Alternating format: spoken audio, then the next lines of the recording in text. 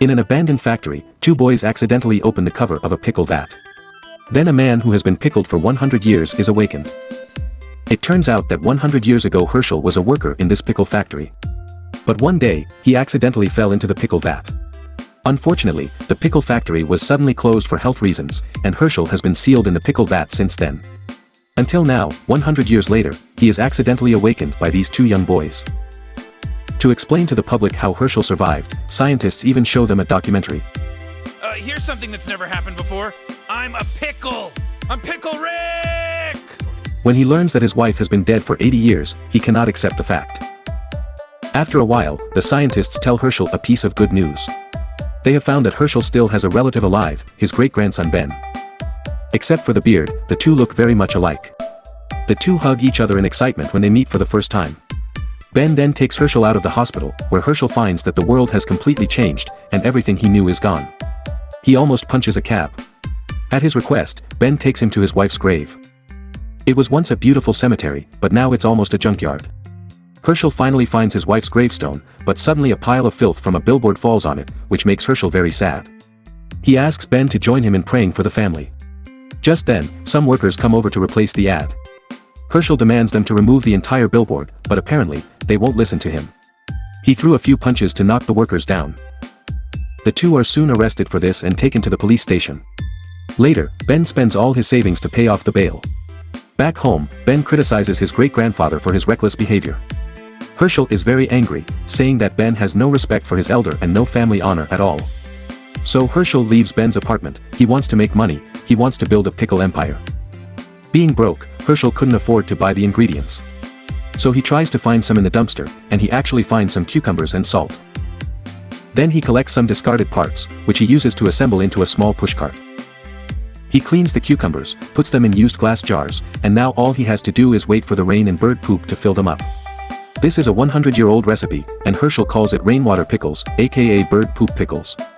Times change, but people's desire for delicious food remains the same. Herschel's rainwater pickles are so popular that he even has reporters coming over to interview him. He is happy with his success, and then he mocks Ben for being a loser in front of the camera. Herschel's success makes Ben jealous. Ben is an app developer, and he was arrested once for Herschel. The record makes it hard for Ben to get new investments. And now Herschel is actually laughing at him. In revenge, Ben reports Herschel's bird poop pickles to the health department. Hello, health department? I'd like to file a complaint. The officers soon find Herschel and order him to stop business immediately, with a fine of $12,000. After learning the truth, people come to boycott him, and Herschel is overwhelmed. Fortunately, two of his regular customers give him an idea. They suggest that he get some interns from the university to help his business. Not only does he not have to pay the interns, but he can also mass-produce pickles that meet hygiene standards. It works very well, and the quality of the products is soon upgraded.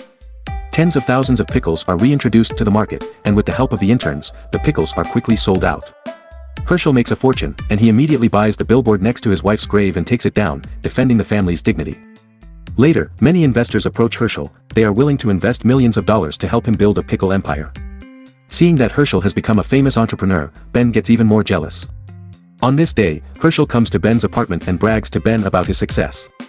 Ben takes the opportunity to recommend Twitter to Herschel, saying that he should use Twitter to get followers so that he can better promote his pickles.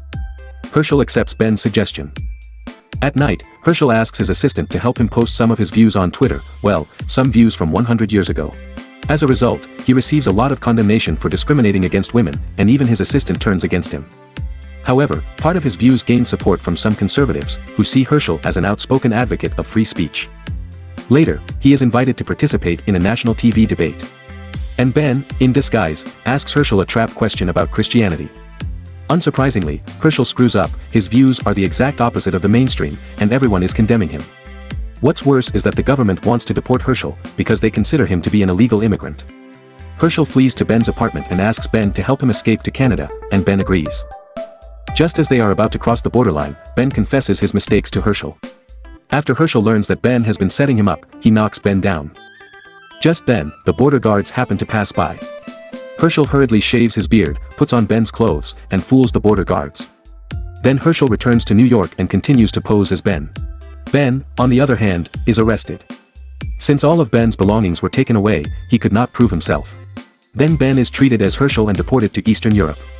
Ben is penniless and he doesn't know the local language, he has no idea what to do next. Ben comes to a church to pray, regretting his actions of setting Herschel up and disrespecting his family. Unexpectedly, Herschel finds him. The two of them decide to put aside their differences, after all, they are family. In the end, the two of them agree to build their pickle empire together. I am Movie Ape, thanks for watching.